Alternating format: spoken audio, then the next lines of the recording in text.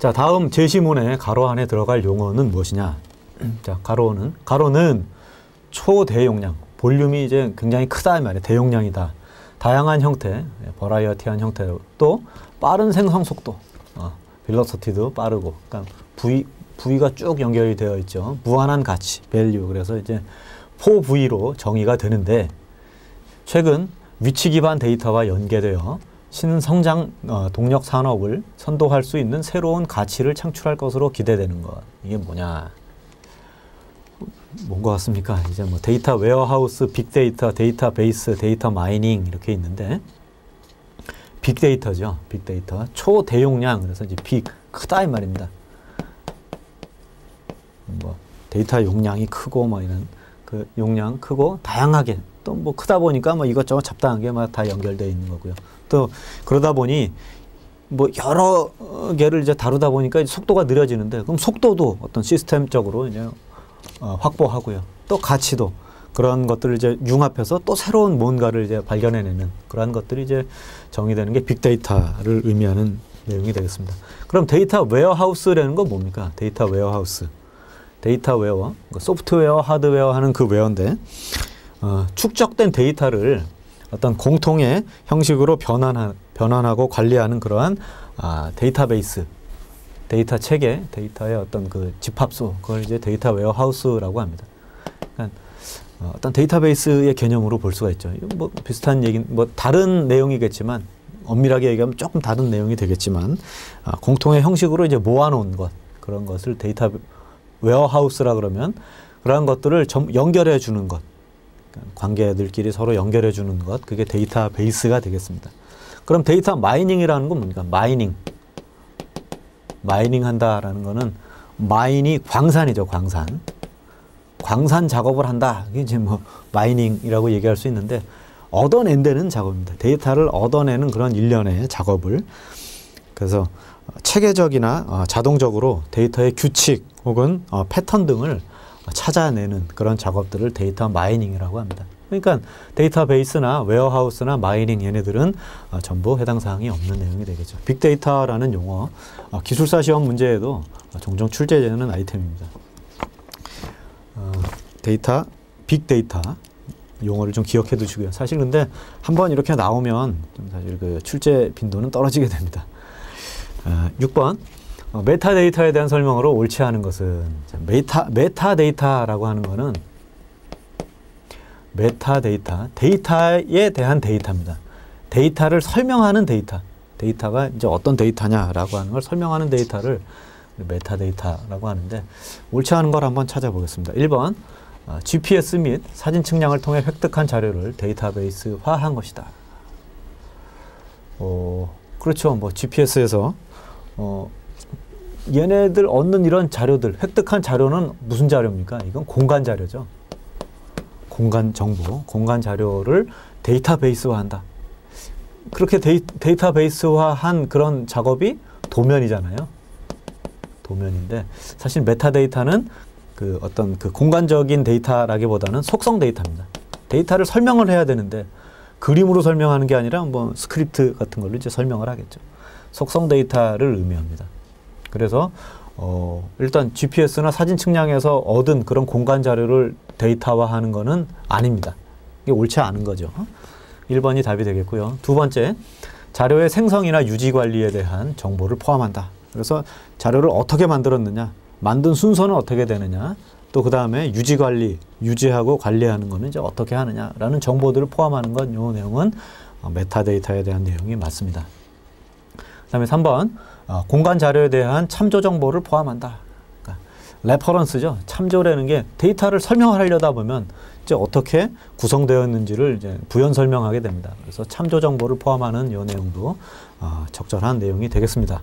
4번, 메타데이터의 표준화로 정보 공유를 극대화할 수 있다. 그렇죠. 메타데이터를 어떻게 이 정보를 만드는데, 데이터를 만드는 데 있어서 뭐 과정은 어떻게 됐고, 뭐 이런 그 순서라든지 뭐 어떤 그 내용, 아이템이라든지 그런 부분들을 표준화한다면, 그 정보 공유함에 있어서 야, 이 데이터는 이러한 내용이었구나, 이런 데이터는 어디 쓸 수 있겠구나라는 것들을 가늠할 수 있겠죠. 그래서 표준화하고 정보 공유를 극대화할 수 있는 그런 내용은 옳은 설명이 되겠습니다. 그래서 메타데이터를 설명할 때는 속성 자료구나 라는 거를 여러분이 기억을 해두시면 되겠습니다. 7번 보겠습니다. 데이터 교환 표준 SDTS라고 SDTS요. 스페이셜 데이터입니다. SD 스페이셜 데이터의 트랜스퍼 스탠다드. 그래서 SDTS는 공간에 대한 정보를 이제 교환하는 표준화해서 이제 교환하는, 그러니까 데이터 교환 표준이라고 이제 얘기를 하는데, 여기 중에 옳지 않은 것을 찾아라. 그래서 첫 번째에 보시면 우리나라 NGIS 데이터 교환의 표준으로 채택하고 있다. 이것은 우리나라 국가 GIS에서 교환 표준으로 채택하는 내용이 맞습니다. 두 번째, 정보 교환을 목적으로 캐나다 토지자원국에서 개발했다. 이게 아니라 미국에서 개발한 겁니다. 미국에서 개발했고요. 미국의 지질조사국이라고 하는 USGS, 지질조사국 USGS에서 이제 개발을 한 내용이 되겠습니다. 세 번째, 자료 모델은 지오메트리와 토폴로지로 구분하여 정의한다. 예, 맞는 얘기죠. 지오메트리나 토폴로지. 그 토폴로지라고 하는 게 이제 위상 관계입니다. 위상 관계를 보여주는 거. 토폴로지 그러면 위상 그러면 토폴로지. 토폴로지는 어디에? 벡터 자료에서 활용한다. 레스타 그러면 레스타를 설명하는데 위상이 나오면 이게 잘못된 설명이 되는 겁니다. 지오메트리나 토폴로지를 구별하여 정의한다. 그 다음에 네 번째, 모든 지리공간 자료의 교환이 가능하도록 구성되었다. 근데 사실 이 모든이라는 용어가 나오면 사실 의심을 한번 해야 됩니다. 이 좀 사실 극단적인 용어가 써 있으면 뭐 옳은 것, 아닌 것 이런 거 찾을 때 모든은 사실 의심을 해보고 넘어가야 될 용어긴 한데, 근데 표준을 만드는데 어느 건 되고 뭐 예외적으로 뭐는 안 된다라고 하면 이제 얘기가 안 되는 거죠. 그래서 모든 지리 공간 자료의 교환이 가능하도록 만든 건 맞습니다. 그래서 우리나라 교환 표준, 그다음에 토폴로지 구분한다, 그다음에 모든 공간, 지리 공간의 자료의 교환이 가능하도록 만들었다. 근데 틀린 거는 캐나다에서 만든 거다. SDTS는 캐나다가 아니라 미국에서 만든 거다. 이렇게 정의를 하시고 넘어가면 되겠습니다. 8번, 도로명 주소 체계에 대한 설명으로 옳은 것은입니다. 이제 틀린 걸 찾는 게 아니라 옳은 것 하나를 찾아놓고 이걸 위해서는 나머지는 그냥 그어야 되는 거죠. 밑에 거부터 볼까요? 2020년까지는 집원 주소와 도로명 주소를 병행하여 사용한다. 벌써 사용하고 있죠. 예? 지금 뭐 집에 옛날 주소 이렇게 쓰시는 분 있나요? 물론 이제 그 인터넷 홈페이지에서 자기 뭐 택배 배달하고 할 때 옛날 주소를 쓰는 경우도 있긴 있는데요. 지금 관공서나 모든 곳에서는 이제 집원 주소가 아니라 도로명 주소를 사용하고 있습니다. 2014년부터 지금 적용을 하고 있습니다. 그래서 4번 아니죠. 2020년이 아니에요. 3번, 건물 번호는 도로의 기점에서 종점 방향으로. 자, 도로를 시점을 이렇게 하고 종점을 이렇게 표시를 한다. 그러면 이게 왼쪽이 되겠고요. 이게 오른쪽이 됩니다. 반대로 도로가 여기서부터 이렇게 간다. 이 시점, 종점이다 라고 이제 표시를 하면 얘가 왼쪽, 얘가 오른쪽. 왼쪽이 홀수, 오른쪽이 짝수 이렇게 이제 표현을 하는 거죠. 얘는 홀수, 짝수 이렇게 된 겁니다. 왼쪽이 홀수예요. 진행 방향에 따라서 이렇게 표시를 해주시면 되겠습니다. 맞나요? 다르죠. 예. 잘못된 설명입니다. 2번, 대로는 도로의 폭이 40m 이상이거나 왕복 8차로 이상인 도로이다.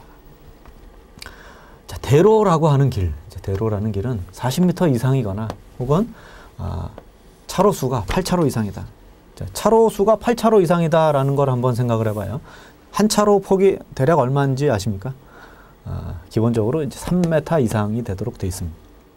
한 차로 폭이요. 그러면 이론적으로 8차로다 그러면 3, 8에 24. 40m 안 맞네? 뭐가 더 있죠? 보도가 더 있죠. 보도. 이렇게 따져보면 8차로 도로인데 보도 안 만든 8차로 도로 없습니다. 우리나라에. 그러니까 보도를 각각 뭐 더 여유 있게 두게 되죠. 뭐 나무도 심어야 되고 뭐 아무튼 뭐 사람이 교행하려고 그러면 차도는 3m지만 교행하려고 그러면 한 사람이 다니는 요 폭은 75cm입니다. 0.75m. 그래서 두 사람이 교행하려고 그러면 1.5m 정도는 필요하다. 그럼 이제 여러 사람이 교행해야 되니까 뭐 그런 거 저런 거 따져보면 뭐 대략 한 40m쯤 됩니다. 그래서 대로는 한 40m 정도 된다라고 하는 거. 한 가지 더 부연 설명해 보면 왜 3m냐 그러면 한 차로 폭이. 요거는 이제 그 도로공학적인 차원에서 그 설계 기준 자동차라는 용어가 있습니다. 설계 기준 자동차. 이건 모르셔도 되는데 설계 기준 자동차 그래서 큰 차, 작은 차 이렇게 구분해요. 소형 차, 뭐 중형차, 뭐 대형차. 대형차에는 이제 버스가 포함되어 있는데 이 버스가 아무리 크게 만들고 싶어도 버스의 폭언을 2.5m 이상을 할 수가 없습니다. 요게 제한이 2.5m. 이게 만약에 3m다 그러면 도로폭은 더 커져야 되는 거죠. 요게 버스의 폭, 대형차의 폭을 2.5m로 제한함으로 인해서 양쪽에 25cm 여유를 두고 이게 2.5m잖아요.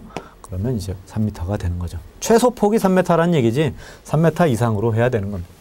자, 1번 보겠습니다. 도로명은 도로의 폭과 길이에 따라 대로, 중로, 소로, 길로 구분하여 부여한다. 자, 사실 대로, 중로, 소로 얘네는 어디서 나오는 얘기냐 하면 도시계획법에서 나오는 도로 구분입니다. 도시계획법에서 구분하는 도로의 폭원에 대한 구분. 그래서 대로는 뭐 대략 한 25m 이상 되면 대로라 그러고 한 10m를 초과한다 그러면 이제 중로라 그러고 10m보다 적다 그러면 소로라고 대중소 이렇게 구분을 하는데 실제 도로명 주소 체계에서는 어떻게 해요? 중로소로가 아니라 대로, 로, 그다음에 길 이렇게 이제 세 가지로 구분을 하는 겁니다. 대로와 로, 길 이렇게 구분하는 겁니다. 그래서 맞는 거는 2번이죠. 설명으로 옳은 것은 2번이고 나머지는 살짝 차이가 있습니다.